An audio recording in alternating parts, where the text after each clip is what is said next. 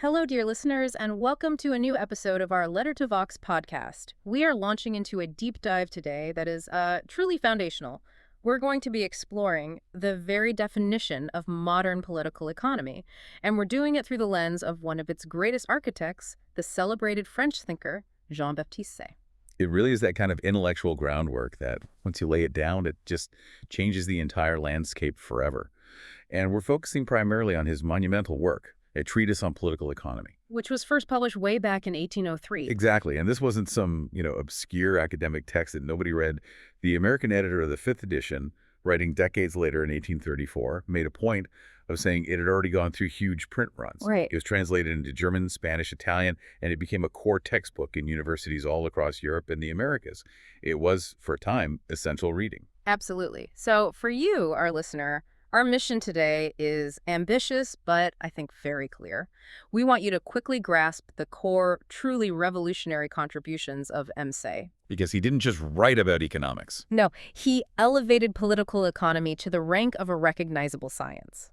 And this whole transformation really hinged on two big things. First, his insistence on an inductive, a fact-based scientific method. And second, his definitive and hugely influential analysis of what truly constitutes production and wealth. And just as importantly, what constitutes governmental folly. Before we really plunge into the specifics, it's worth taking a moment just to appreciate the caliber of the man himself, Jean Baptiste Say. When he passed away, France recognized him as one of its most distinguished writers and citizens. He wasn't just a theorist locked in a room somewhere. He was a truly accomplished mind of his time. And he understood the challenge he was facing. He did. He understood it deeply. There's a great quote from Lord Bacon, who referred to a nation's prosperity as a subject immersed in matter. Meaning it's messy, it's complex, it's interwoven with reality. Exactly. And Say realized that to see the subject clearly, even from just one side, you had to be able to view it from all sides at once. And his work, it established these great and all-pervading truths that weren't just influential. They're absolutely key in popularizing and, diffusing the knowledge of economic science across the globe. Okay, so let's unpack this methodology, because this is really where Say starts his revolution. For us today, the idea of economics as a science feels, well, normal. It does. But Say was fighting against these deeply entrenched traditions. When he looked at the historical practice of economic inquiry, say, in the 18th century, what was the structural flaw he kept seeing? The fundamental flaw was one of sequence and foundation.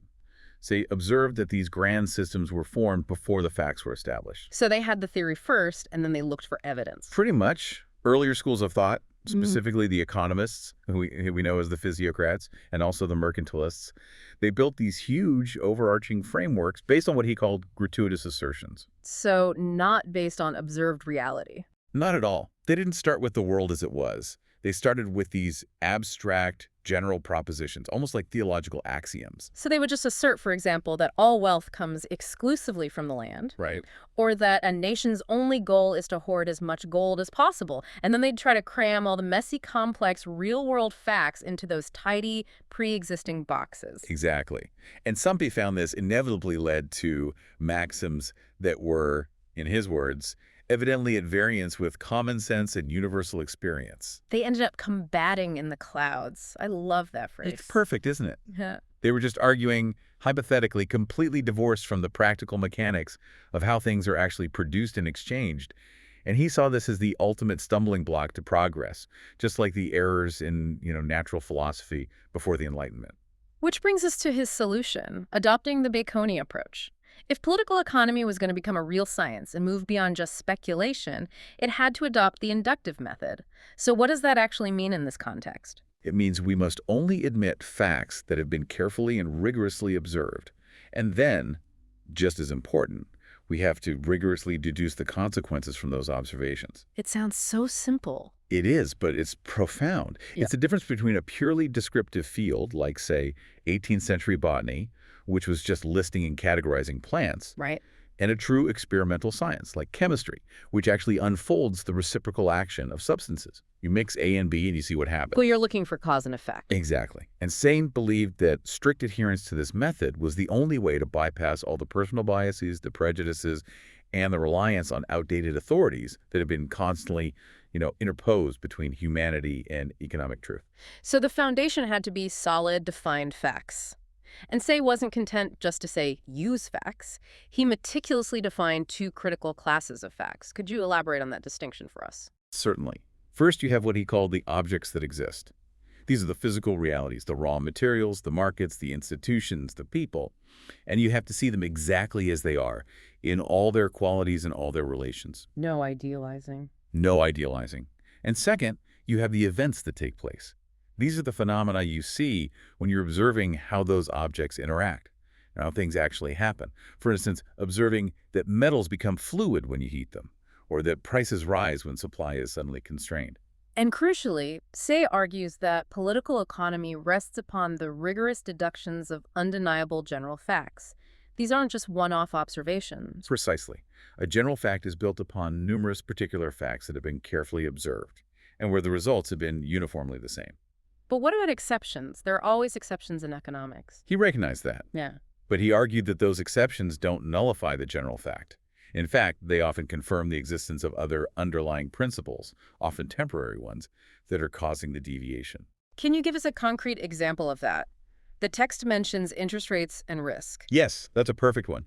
The general fact is, interest on capital rises in proportion to the risk taken by the lender. That's a near universal law of finance. Sure, makes sense. Now, you might find an isolated case of a low-interest, high-risk loan.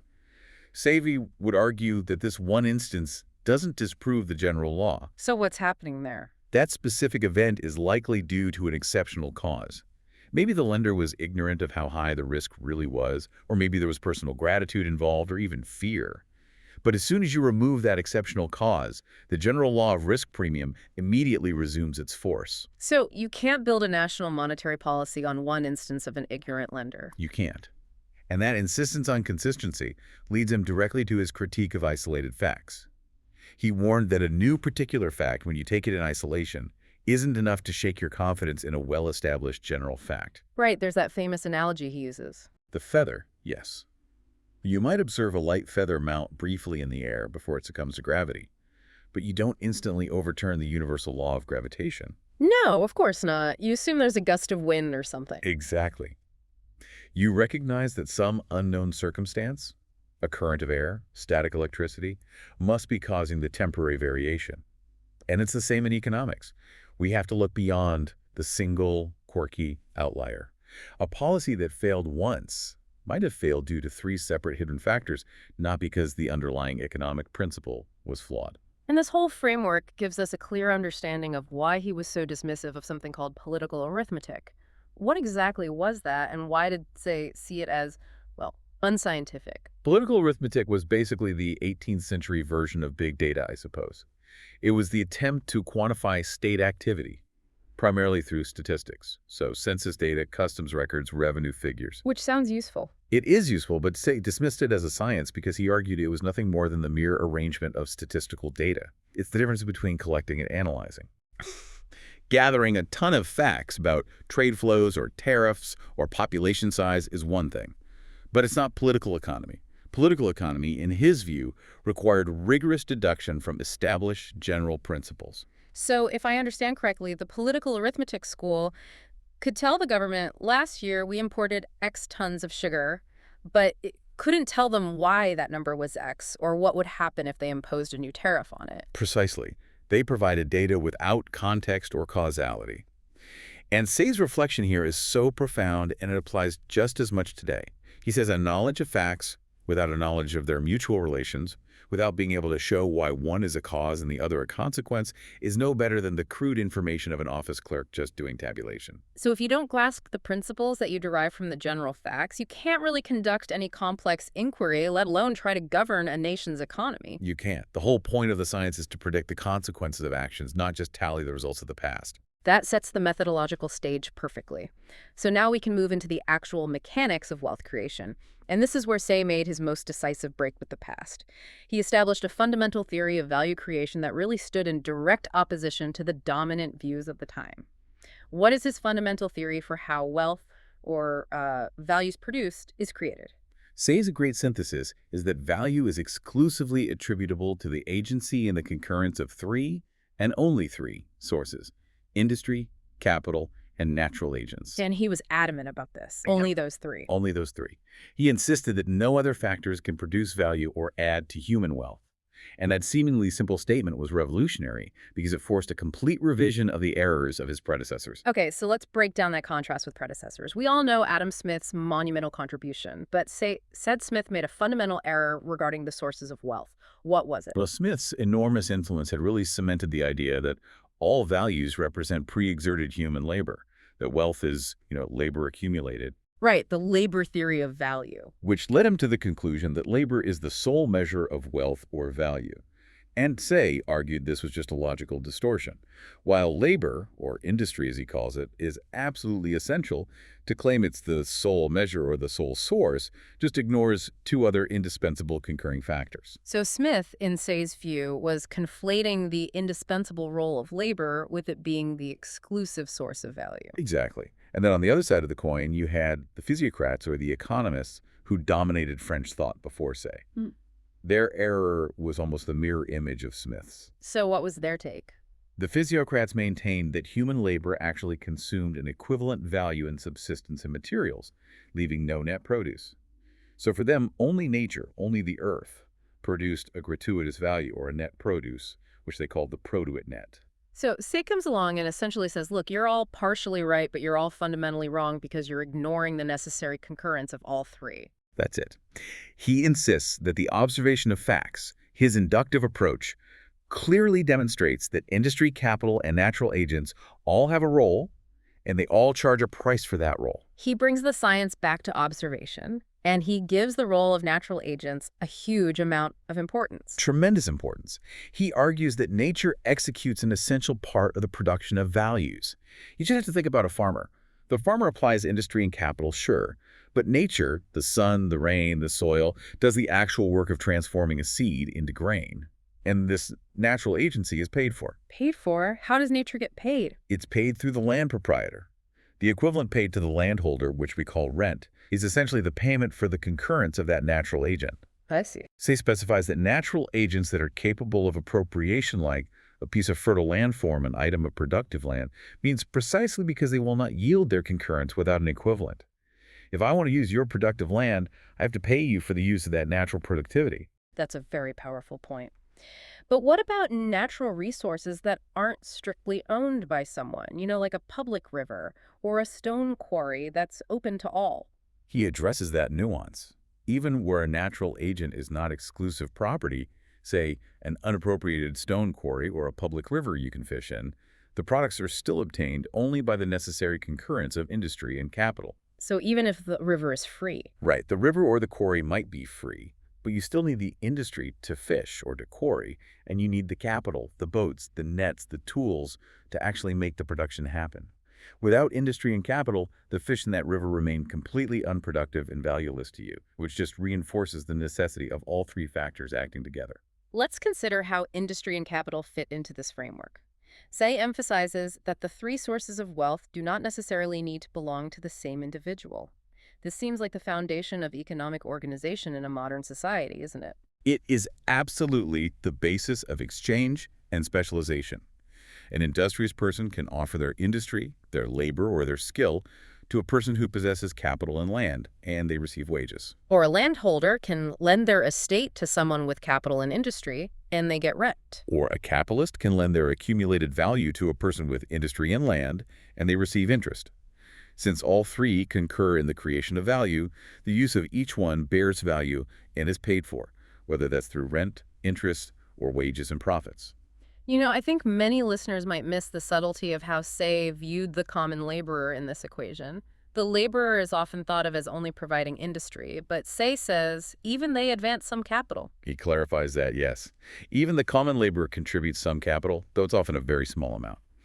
The journeyman tailor provides his own thimble and needles.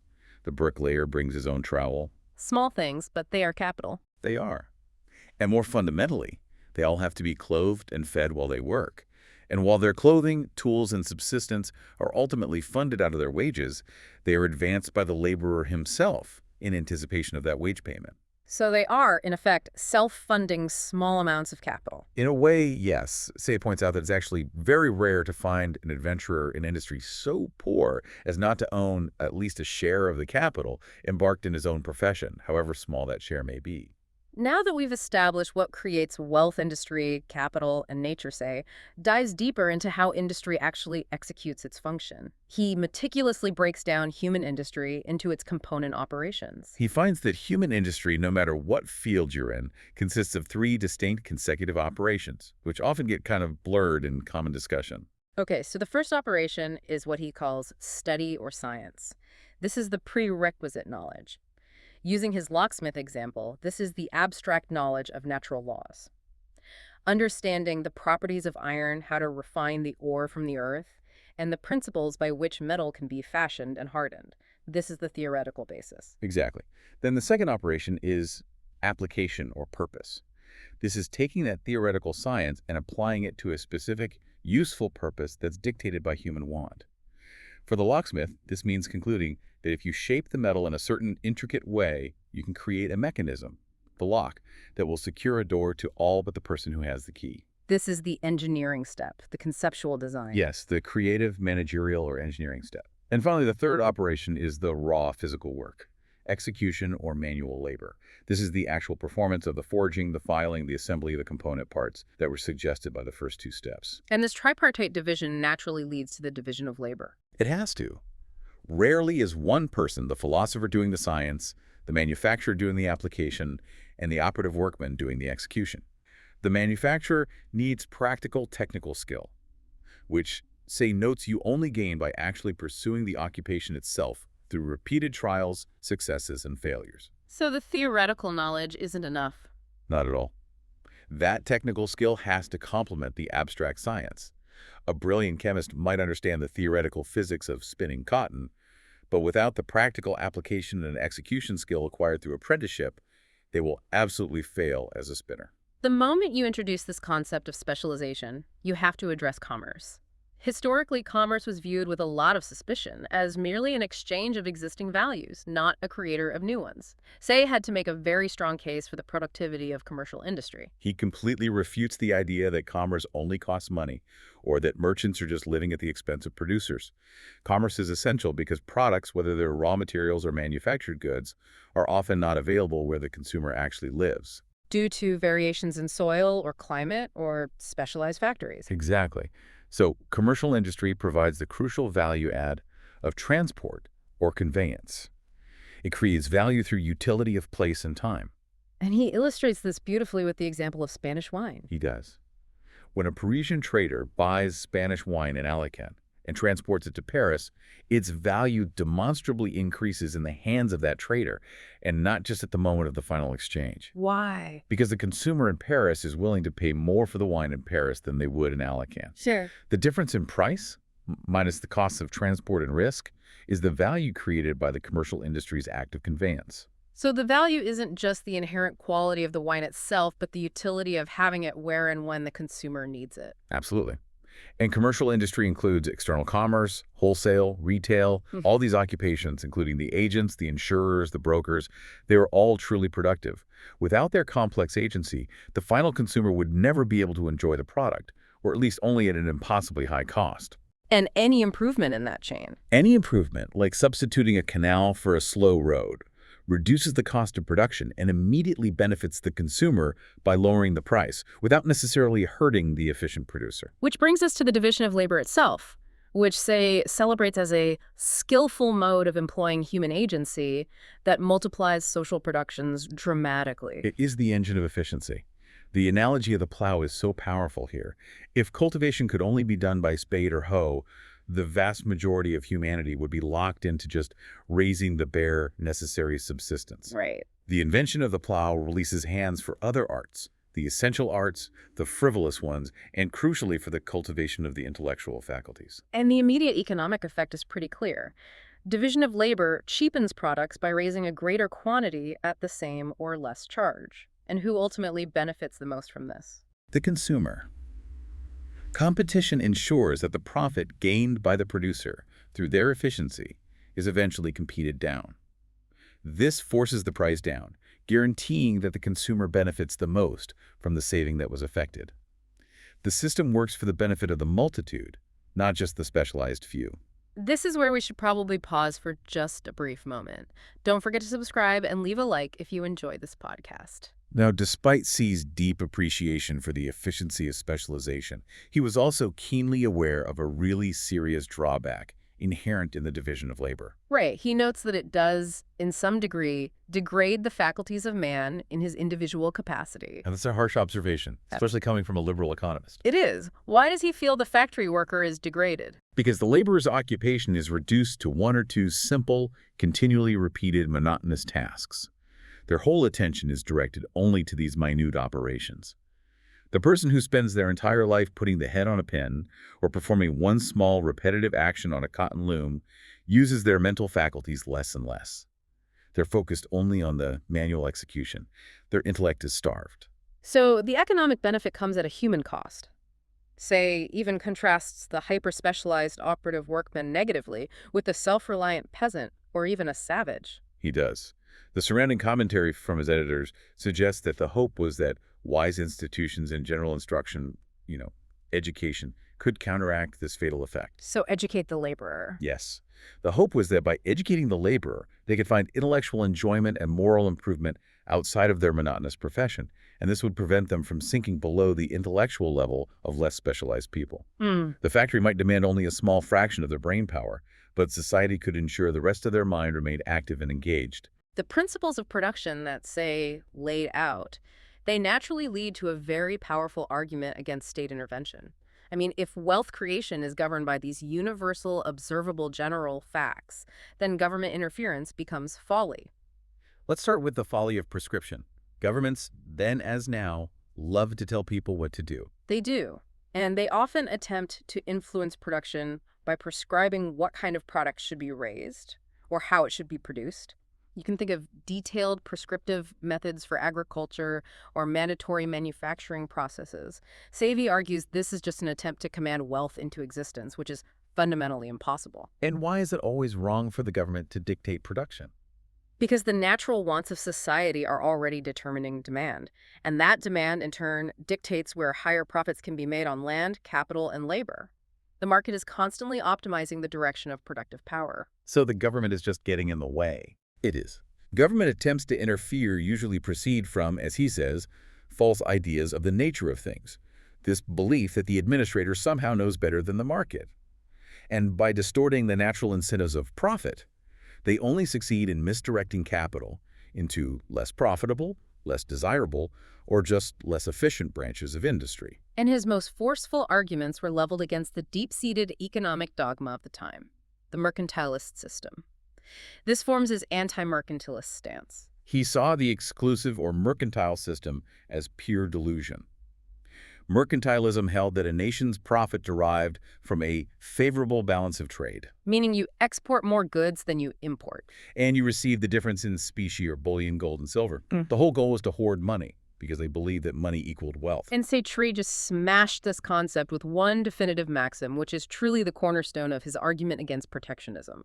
Products are always bought ultimately with products. We have to unpack this because this is the critical insight. This maxim means that if Nation A buys goods from Nation B, Nation A must eventually pay Nation B with its own domestic products or services. Money, the specie, is merely the transient, momentary medium that facilitates the exchange. The underlying mechanism is still barter. A nation cannot buy from another except with the fruits of its own labor and capital. But the mercantilists would say, wait, if we export $100 million worth of cloth and we only import $80 million worth of wine, that $20 million difference comes back as gold. Isn't that real profit? Isn't that real wealth? And Say argues no. The gain in foreign trade is not the specie you receive, which is just another commodity you traded your products for. The true gain is the excess of the value you received, the wine above the value you gave for it, the cloth, whatever the form of the import is. So if the gold comes in, it's a product too. It's just another product. If France produces wine and exports it for English coal, France is richer because it values the coal more than the wine it traded away. Hoarding the medium of exchange, the specie, is pointless if it doesn't represent an increase in consumable or reinvestable capital. And Sapisa argues that government attempts to manipulate the flow of specie by encouraging its export or discouraging its import are just utterly futile because the market regulates itself. The natural action and reaction of value will always keep the quantity of precious metals where it's required for commerce. If specie leaves the country, the remaining specie becomes relatively scarcer, so its value internally rises. Which means? Which means commodities within the country become cheaper, which makes them advantageous to export, which then naturally induces an import of specie again. It's a self-regulating mechanism. Attempts by government to interfere are usually costly, ineffective, and totally unnecessary. This brings us directly to the cost of protectionism. Say argues that policies like high duties or outright prohibitions intended to compel domestic production of an item just to keep gold at home are laughably absurd. He famously compares it to forcing every man to make his own coat and shoes. And why is this absurd? Because it prevents the nation from employing its productive powers in the areas where it actually excels. Right. If France is phenomenal at making wine, but terrible at producing wool, forcing domestic wool production means France has to divert valuable land, capital, and skilled labor away from wine production, where they earn high returns, and into inefficient wool production. And the result of that inefficiency? It just raises prices on consumers, making the whole nation poorer, and it restricts the variety of goods and enjoyments they can access. Say saw protectionism as one of the most effective causes of national impoverishment, forcing capital to flow uphill into unproductive branches. So let's address what happens when the government tries to artificially incentivize specific production through the danger of bounties. This seems like a more positive form of intervention, but Say is just as critical. Say is unequivocal. Offering a bounty for production often leads to an injurious production, one that costs more than it is worth. Let's use the simple example from the text. If an item costs $6 to produce, but it only sells naturally for $5, that $1 gap is a fundamental sign that society doesn't value the item enough to warrant its production.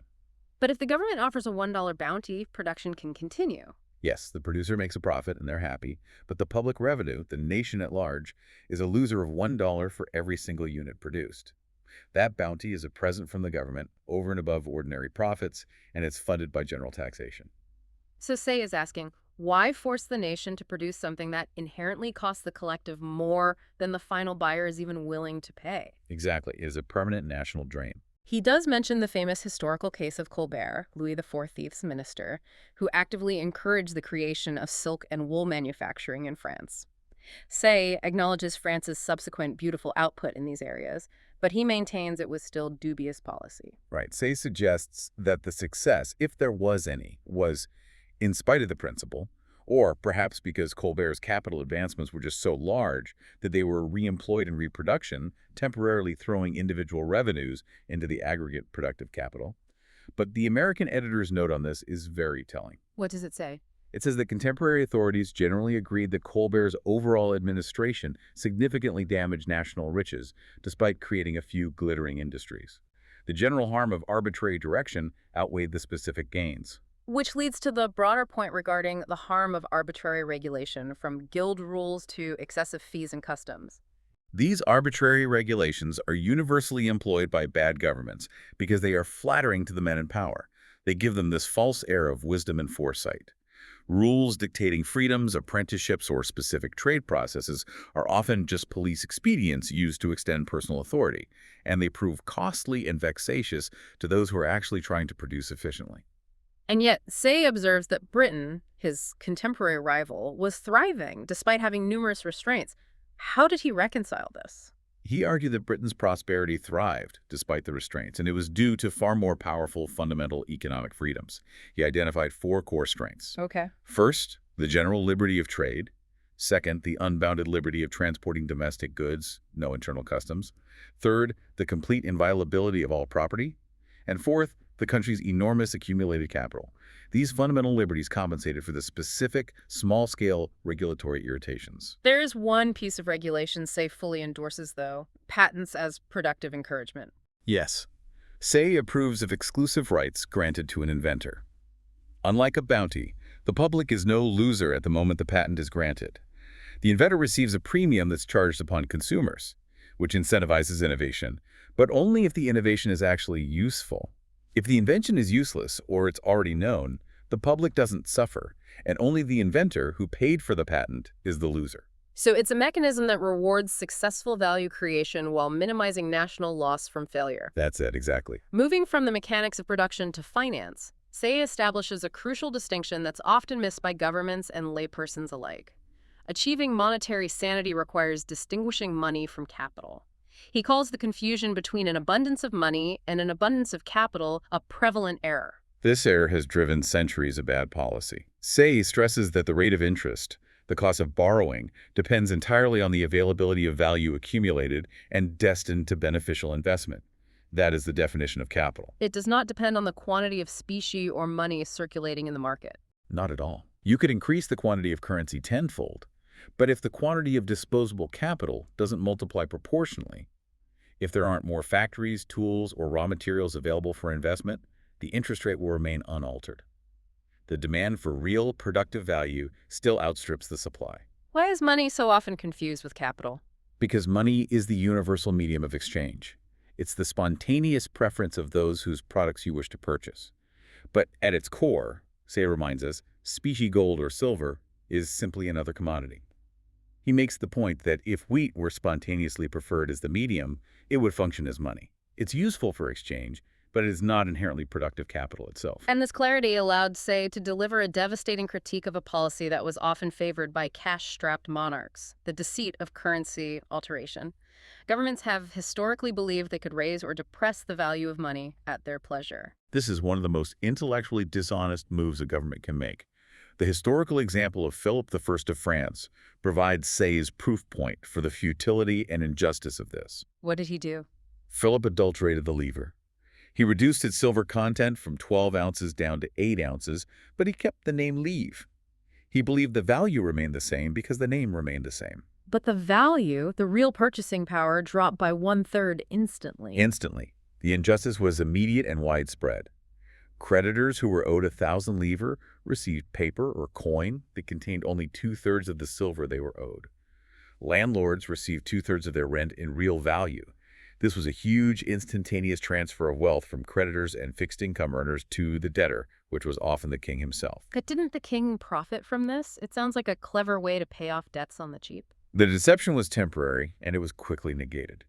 While the government might seem to gain by paying its debts with less metal, it suffers a fatal loss in taxation. How so? Because the quantity of silver in the currency is reduced, the nominal price of commodities rises. A loaf of bread that cost 1 livre yesterday now costs 1.5 livres. The king is then forced to demand more livre from his subjects in taxes just to acquire the same original amount of silver he needs to fund his army or his foreign purchases. The short-term gain is paid for by long-term administrative chaos and a permanently higher tax burden. What was the real-world historical impact of these monetary operations in France? Say notes that under Philippe le Bel and Philippe de Valois, these monetary operations essentially suspended all commerce. Foreign merchants who were faced with a currency whose real value was constantly shifting just discontinued their dealings entirely. And French traders? They were ruined by the constant uncertainty and instability of contracts. When the foundations of contract law, the idea that a debt paid today equals the debt incurred yesterday, are undermined, trade just stops. The chronicler of the time simply observed that the king was not at all beloved, which is perhaps the mildest possible indictment of an administration that actively destroyed its own national economy. Say's ultimate conclusion is a very stark warning about the futility of government fraud. He states flatly that a system of swindling can never be long-lived. And why? Because the intellectual faculties of mankind are quickly awakened when their personal interest is affected. Individuals will soon realize the deception and adjust their behavior. They'll demand higher prices, they'll hoard specie, they'll refuse credit. And any gain is minimal. The trifling gain the government thought it could procure is often engrossed entirely by the government agents anyway, who turn the injustice to their private advantage through speculation, disgracing public authority for virtually no gain. And most importantly, it sacrifices the powerful engine of public credit, making future legitimate borrowing impossible or prohibitively expensive. Say's inductive approach challenged economic assumptions about methodology, production, and money. It also forced a complete reevaluation of consumption, leading him to refute the idea that extravagance drives prosperity. Let's start with his definition of consumption. Consumption, in Say's view, is fundamentally an act of barter. The owner of the value that's consumed gives up that value and receives something in return.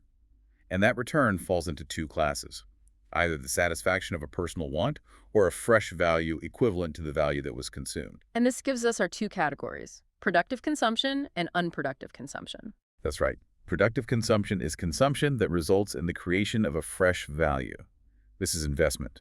A shoemaker consumes leather and thread to produce shoes.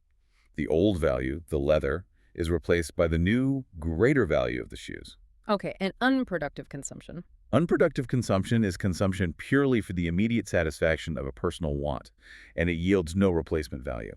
Burning fuel for warmth, or eating a meal, or buying extravagant clothing, both satisfy wants, but only the productive kind maintains and increases the nation's stock of wealth. And this framework leads directly to his attack on the falsehood of luxury as prosperity.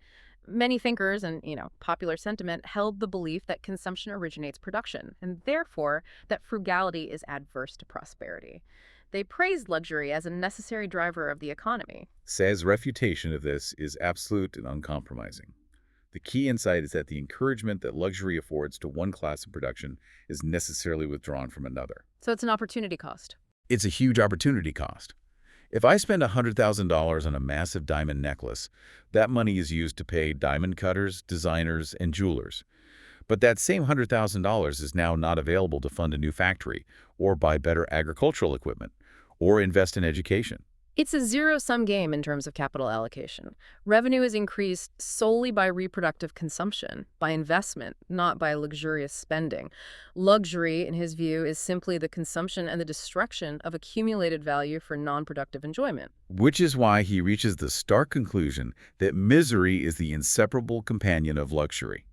He argues that ostentatious spending on costly trinkets, lavish repasts, or magnificent mansions consumes value that, if it were productively invested as capital, could support a multitude of willing laborers, providing them with the necessities of life. So warm clothing, nourishing food, modest housing. Exactly. Every dollar spent on a fleeting, extravagant pleasure is a dollar not spent supporting permanent productive industry.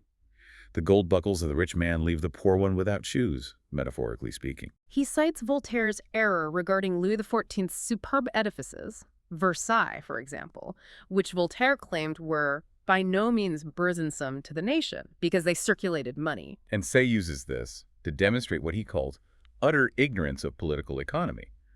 The money merely facilitated the transfer of value. The $167 million, a staggering sum at the time, spent on Versailles, was value diverted from productive use. It wasn't circulated into productive channels. It was paid to architects and masons and gardeners and then consumed by them. That capital was destroyed. Destroyed, yes, never to yield a permanent necessary return. If that sum had been invested in canals or roads or new manufacturing techniques, the wealth of France would have been permanently and productively augmented. It's interesting that Say admits he has difficulty defining luxury as necessaries, noting that the line constantly shifts. Yes, he acknowledges that the distinction is fluid. It depends on the fluctuating condition of society and on individual circumstances. What was once sufficient, say a sheepskin for clothing, is no longer considered a luxury in modern Europe, where even bread and butcher's meat are viewed as necessities. The key is not the specific item, but whether the consumption is productive or unproductive relative to the current social standard. But despite that changing definition, the underlying economic consequence remains the same. Great inequality of private fortune is hostile to judicious consumption. Inequality just exacerbates the problem. Extreme wealth leads to numerous artificial wants among the affluent wants that require massive unproductive consumption. Meanwhile, the real essential wants of the majority are scantily supplied. And in such a society where you have extremes of wealth and poverty blended together, there are few who can truly enjoy sustainable refinement, but a vast number who look on with envy, impatient to imitate the wasteful consumption of the rich and thereby drain their own small capital. Say's principles naturally extend into the sphere of political organization. He argues strongly for the sanctity of property rights, stating that this right isn't just for the rich, it's equally crucial for the poor man. This is a powerful and non-obvious justification for property rights. The reasoning is entirely pragmatic. The poor man's personal services, his labor and his industry, are utterly useless without previously protected accumulations, which is capital. Right, who's going to hire him? Who will hire him? Who will pay him wages? Who will provide the tools, the raw materials, and the factory? If property rights are weak, capital is risky, it's scarce, and it's dissipated. Therefore, every obstruction to or dissipation of these accumulations is a material injury to the laborer's means of gaining a livelihood. So, the study of political economy, by explaining this connection between accumulated capital and the availability of work, fully justifies the right of property. It does, because the happy effects resulting from it are more striking when the right is well guarded by political institutions. Strong property rights facilitate the accumulation and productive investment of capital, which in turn maximizes the demand for labor. It's an inseparable link. Let's shift to public expenditure, specifically the economics of public works. Governments need to spend money, but Say applies the same scrutiny to public projects as he does to private consumption. Public edifices, bridges, and highways are essentially savings or accumulations of revenue that are diverted to form a capital stock. The key difference is that the returns on this capital are an immaterial product consumed by the public at large. An immaterial product. Think of a road costing $200,000 as an investment, and the public consumes its benefit: easier travel, reduced transport cost year after year. Say might quantify that as an annual $10,000 immaterial product. This is productive consumption by the state, provided the investment is necessary and executed efficiently. But this allows him to offer a measured critique of bad planning. He wasn't opposed to roads, but he was opposed to wasted capital. His critique of the roads leaving Paris is a classic example of capital misallocation due to vanity or poor foresight. They were built 180 feet wide instead of the necessary 60 feet. That superfluity, Say argued, resulted in an annual loss of rent on the unnecessary land area, plus additional repair charges on the extra pavement all for useless splendor. And this waste diminishes the national capital just as surely as a private person spending their wealth on unnecessary luxury. Just as surely. He also noted that overgrown cities like Paris suffered greatly from poor municipal administration, including traffic congestion and wasted time, because new streets were built on the same defective small-scale plan. The cost of inefficient urban planning is a constant drain on the collective industry of the population. Finally, we must look at the cost of national defense, or military and naval charges, which consume enormous amounts of national revenue. In a commercial nation that depends on specialization and productive employment, drawing citizens away from their productive labor for national defense is a huge inconvenience and cost. And furthermore, modern warfare is fundamentally dependent on wealth.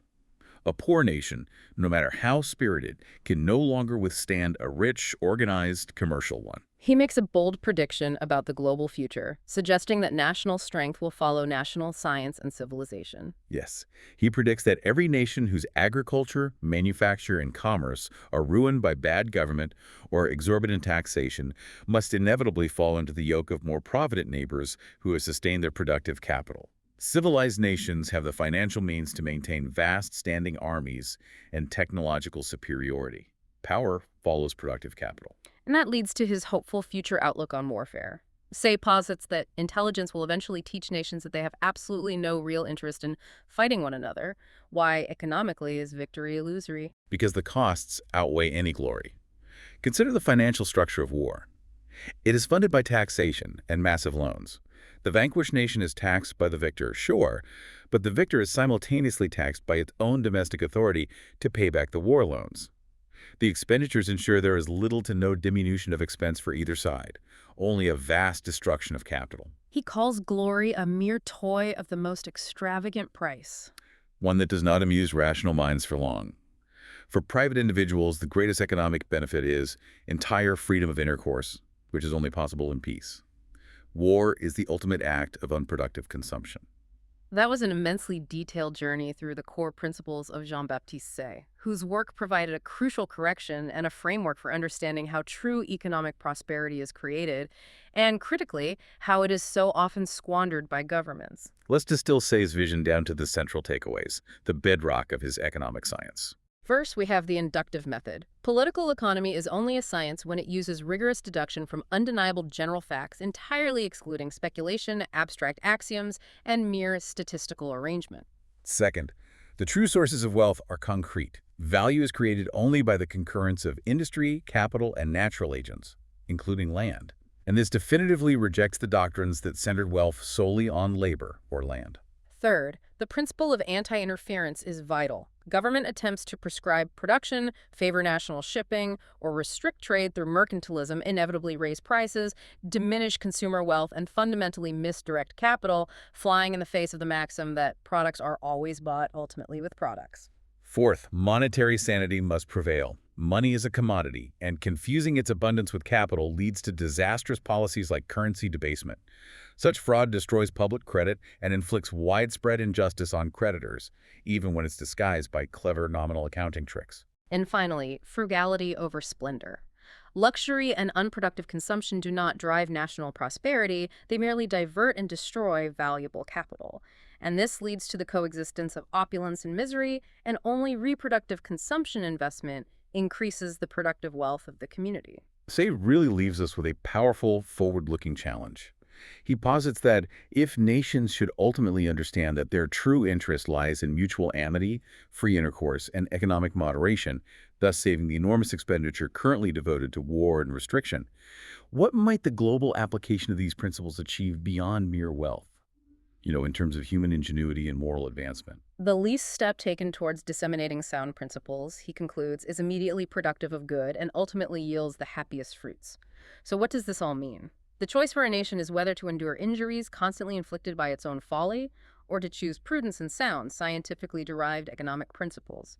The path to prosperity requires wisdom, not command. A fitting final thought. We hope this deep dive helps you navigate the complexities of modern wealth creation with a clearer, more rigorous perspective. We'll see you next time.